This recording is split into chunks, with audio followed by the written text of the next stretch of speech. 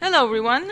So I've been hearing many people say they know the theory but they never practice, or they don't practice, or they wait for higher ranks to practice. So they usually hunt Eidolons with other people, like random parties, or they don't hunt and hope for the best. So here I am to show those people, you guys, how you can hunt an Eidolon without having a Rubico Prime or super special configs, or even ribbon modes. Okay, it's sort of for beginners, but it doesn't mean that you don't need an equipment, and it doesn't mean you don't need to work to get that equipment, because you do. But those stuff can be obtained even for low ranks, so there will be no excuse. It is gruesome. I called it gruesome because it is. You need to work, you need to get some stuff, you need to get the Incarnon, the Genesis, you need to get an Archwing, but like, let's say the Archwing is not a must, but Incarnons are must. Some tips how to do it faster, and after we get all of this stuff, all you need to do is practice, so your fingers are actually going to do things automatically, and after 1, 2, 3 days of running on Eidolon Hunt, you will actually start to get the vibe. And as time passes and you get a better equipment, you will get better results, you will get faster results, better configs, etc. So let's begin.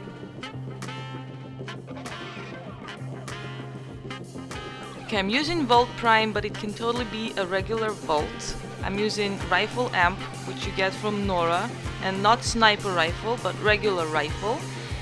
If you don't have primed sure-footed or primed flow continuity, it's okay.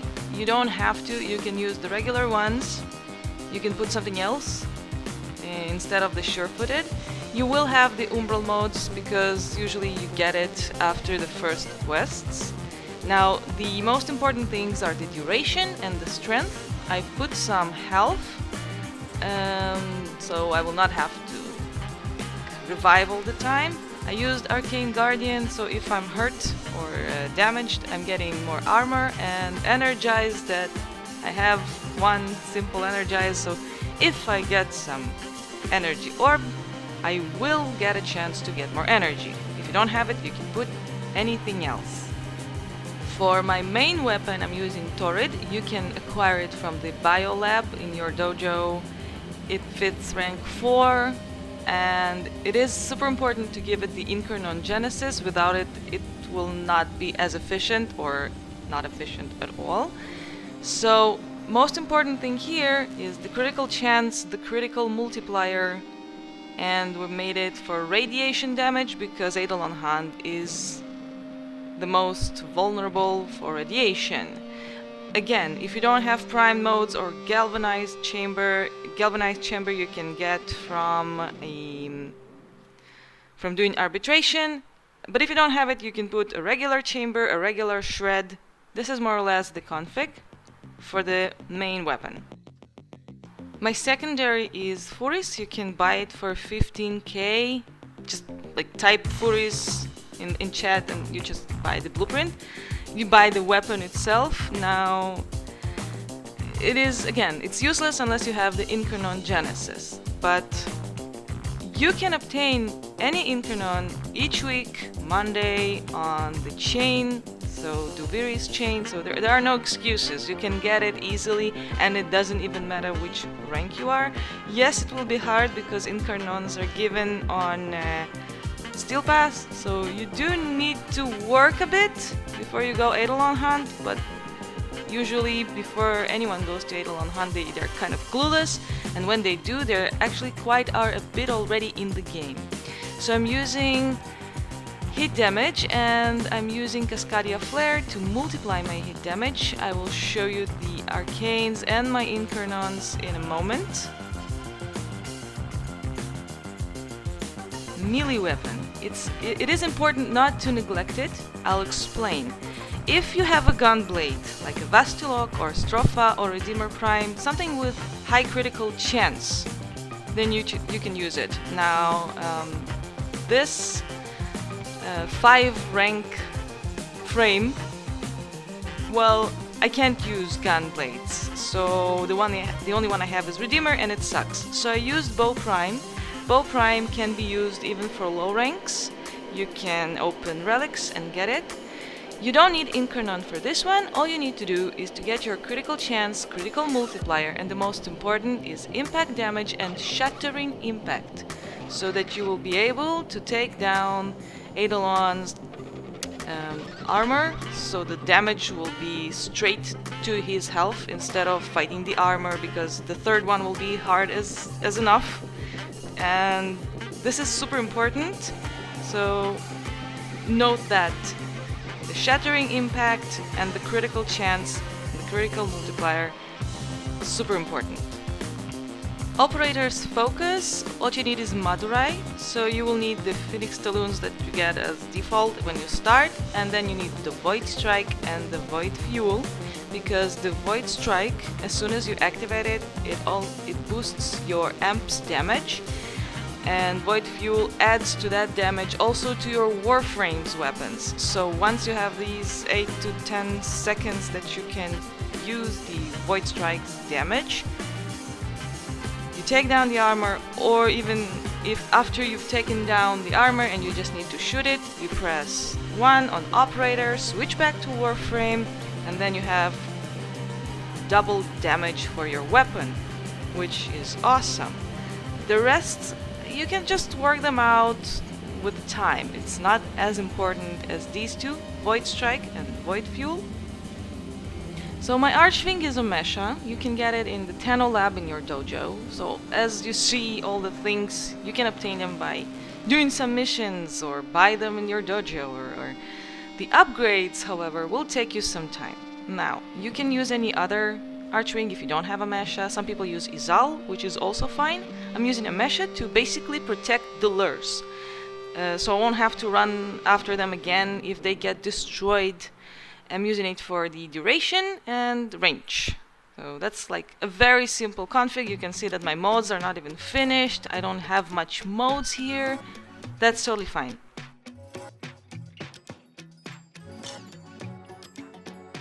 As my companion, I'm using the Panzer Vulpafilla, but it doesn't really matter now because after the last update, your companions never die. I used it because, well, it used to revive and I won't have to waste time. Basically now you can use a Kavat if you want them to maybe give you the gift of more critical chance. Okay, so now you can see my Genesis upgrades, so you can do the same or choose something else. Just wanted to show you what I'm using in this case, and I kind of like the way it works. So this is for the Torrid. For the Furus, I'm using the Furus mainly on the Vonvalists. I'm not using it against the Eidolon. And the Bow Prime, we're not using the Incarnon form, but the upgrades, it gives you a little boost, so why not use them? However, we're not turning it into the Genesis form because we don't need it in this case. Now this is my amp. You can see the parts that I'm using. In this case, it's not the best, however it's not the worst. I've tried all the parts and I think it's kind of, you can use it as a far away form and as a close form, so it's fine. Now the arcanes I'm using, Operator is less important. What's important are the amps. The Eternal Eradicate, which gives you 40% more damage to your amp for 8 seconds, and Eternal Onslaught, which gives you 60% critical chance when your energy is depleted, which is together gives you even more damage to when you're fighting.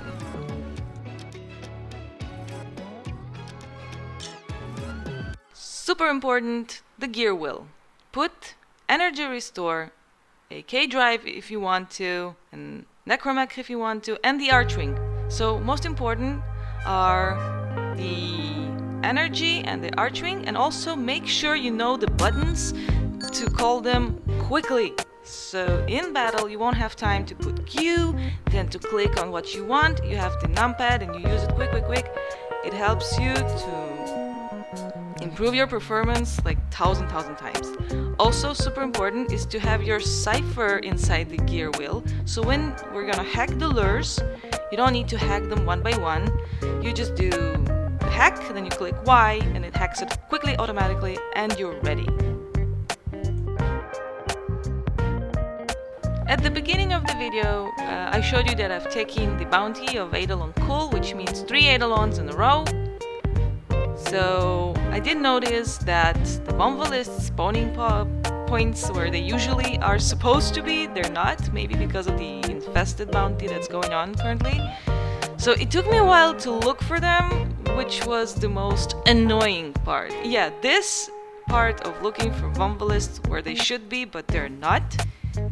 For me, it's most annoying part. The rest is fun and nice and games, but this one is truly pissing me off. So I kind of wasted several minutes on looking for Wombalists, but eventually I found them. So I'm gonna skip to that part, and then we'll start with the fighting with all the configs that I've shown you at first. If you are an experienced hunter, you have some kind of strategy going on. You do this, you do that.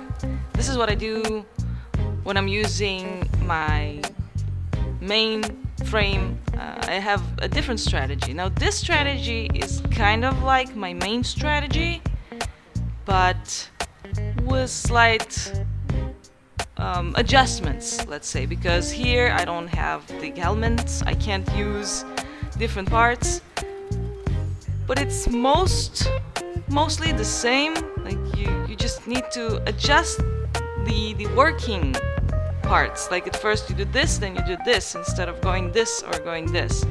Also, because we're going solo, it takes a bit longer than going in, let's say, a duo, because then you need to go and get the lure, you need to go back and get the Wombalists, and sometimes if you leave the Eidolon, the Wombalists are gone. So once you return, they're gone, and you need to take a little longer than if we're going together with someone and someone does this, the other one does that. But it's fine. We're not here to make it quick, we're here to practice. So next time, let's say when I'm playing and someone's like, I need help with Eidolons, and then I'm seeing how they play and I ask them, hey, did you ever do this? And they're like, I know the theory, but I never practiced. So now you can practice. You go solo and you practice, you curse and you swear and you die and you revive yourself, and you do it many times until you're good. And then you adjust yourself using different strategies, different configs, and then you go and curse and swear again for many times until you're becoming a pro. And that's how it works. Alright, so I've got all the lures. As you can see, I have one that is ready and two that are not, because while I was away, I returned and the Wombalists have left. But the first sentient is done.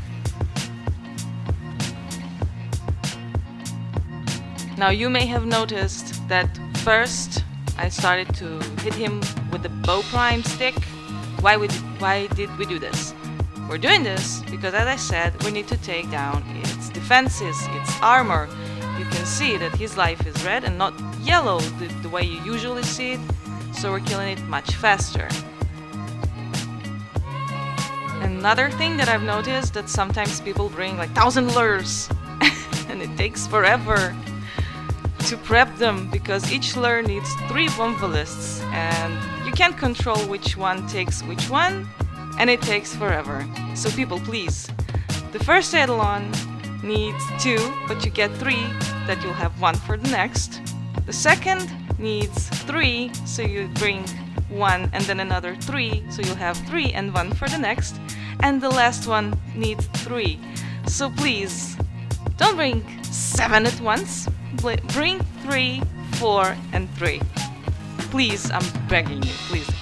It will make everyone's life much easier. Unless you bring them already filled and blue and done, then I'm resting my case.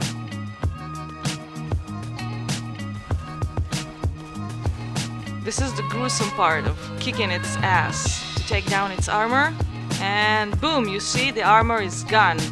Now he's more vulnerable for our Super Incarnon Genesis weapons. Obviously, if you have a gunblade, you don't need to come to his face. You just shoot it from afar. So I told you to bring an Amesha, and I'm using a K-drive. Why? If you don't know, when you're in Amesha or any Archwing, if you pick up energy, it will be taken by the Archwing. And now I need energy for my Vault to put more shields instead of using the squad energy all the time. So while I'm on my K-drive, A, I'm not being hit by the magnetic fields of the Eidolon. You see, it's not affecting me in any way. And 2, everything I pick up goes to me as my frame. So on the first and the second, I'm usually using K-drive, unless the second one's going rampage and I need to protect my lure, then I use my Archwing. On the third, I use my Archwing, well, because he's nuts and I need to protect my lures, my little chicken hands, so I don't want to lose them, I don't want to go get them again. It is annoying enough, so this is how I do it.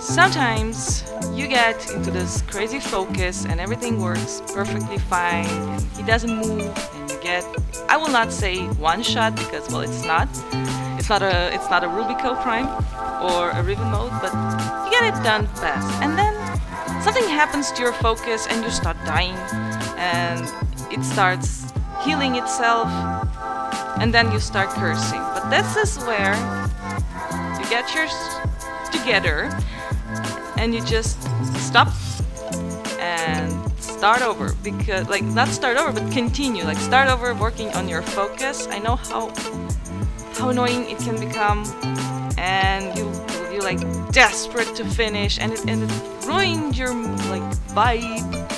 So you just inhale, dip, inhale, relax and continue. When I was doing my gruesome practices, going solo many times, I remember how I was so angry. I wanted to quit. I wanted to like get lost Eidolon. Like, I don't need this. Die. If you have the last chance, the last breath, you can shoot at Vomvalis and you revive pretty fast. If you don't, just revive and continue. Yes, you will need to get your Genesis again by shooting Vomvalists, but just don't quit. Curse, inhale, continue. This is how you'll get better. Eventually, you'll be so numb to this, so you'll just, okay, I died, I'll just continue. We're not perfect, we're not... If you die, it's fine. Revive, go on.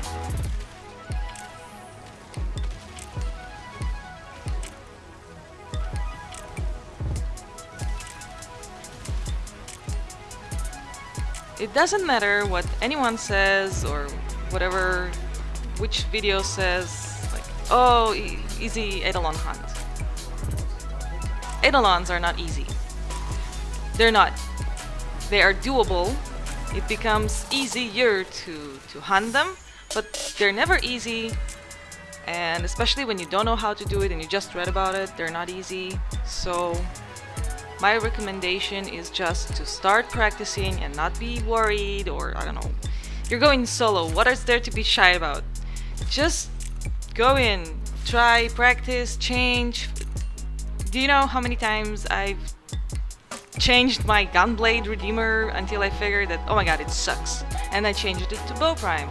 I made some config, I went there, nothing. I put some form, I got it to max level, put some modes, came again, nothing. So it took me a really long time to do this, to figure out, okay, I need this, I need that. So just practice, don't be afraid. It's not easy, but it will become easier with time. That's for sure.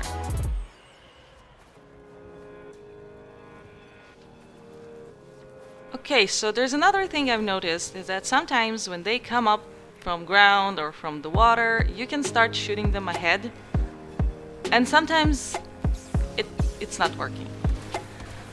I suggest you don't waste your first skill on operator until you're 100% sure that his shields are coming down. Otherwise, you'll just waste it. Because I did notice sometimes it works, sometimes it doesn't. So first thing I do is I put shield, I shoot one without the skill. If the shields come off, I press 1, and then I do the rest of the things that we said we were gonna do.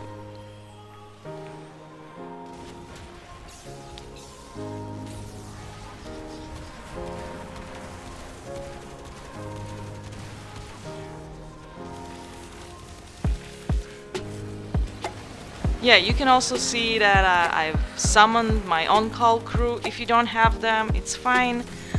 Sometimes I'm thinking about summoning my Wisp Spectre, but then I'm thinking like, whatever, I can handle. So if you think you need another help, you can call them. I'm calling my on-call crew to deal with the Bombalist. Sometimes he does less well. He's elite, so he does not die as fast, but it's completely fine if you don't have elite or any on-call crew. You can do it without them, just as we did the first and the second one, the third one as well.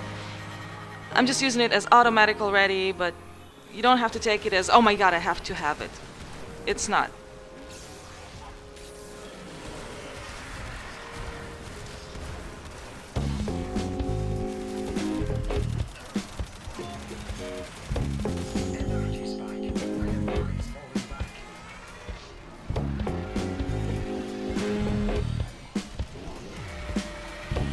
Now, as you can also see, the things that we've talked about the gear wheel, you don't see me clicking Q and picking my stuff. Everything is working quickly with the numpad. If I need my energy, I'm clicking 1. If I need my Archwing, I'm clicking 0. If I need my K-Drive, I'm clicking 6. And like quick, you don't waste time on it. You don't have time. Sometimes it can cost you life, or the moment, or he's gonna heal himself. So train yourself to use the numpad and just remember the things that you give a number to certain thing, just remember these numbers. It will also give you much easier gaming experience.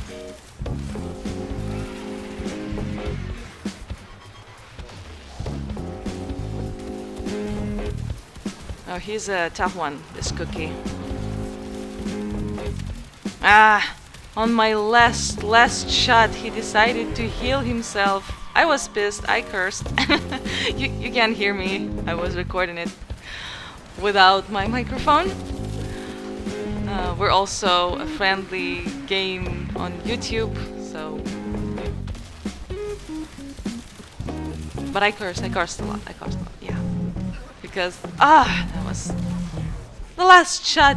I mean, I understand you don't want to die, but I'm not killing you.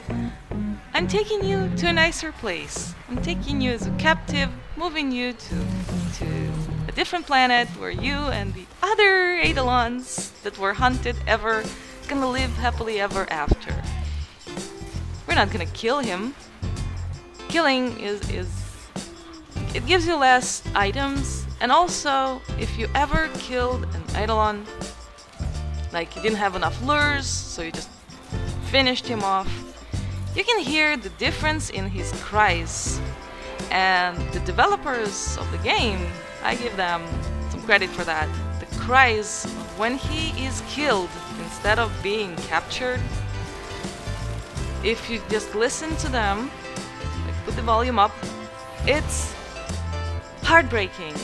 It's terrible. It makes you feel so awful with yourself, unless you're kind of a bad person who likes killing. But the cries they've made of him like crying before he dies, and then he just falls and dies on the ground and is not being sucked up by the lures. I had these moments, and I think that somewhere at that point, with all these dying cries, I figured that I don't want to kill him anymore. I'm gonna capture them no matter what. This is gonna be my quest of capturing Eidolons, of learning how to do it.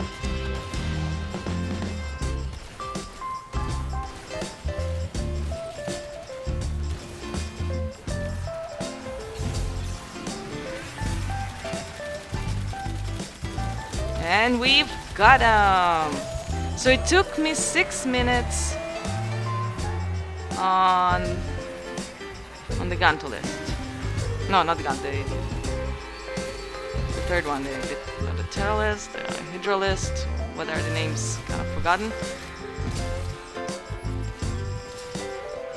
So everything overall took me around, for this frame,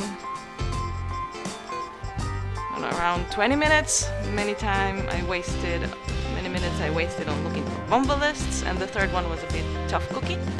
But yeah, 6 minutes for the third one, and the first one goes quick if you get the Bomba lists. And the second one, so around 20-25 minutes. If you're a newbie, it will take you like 30 minutes.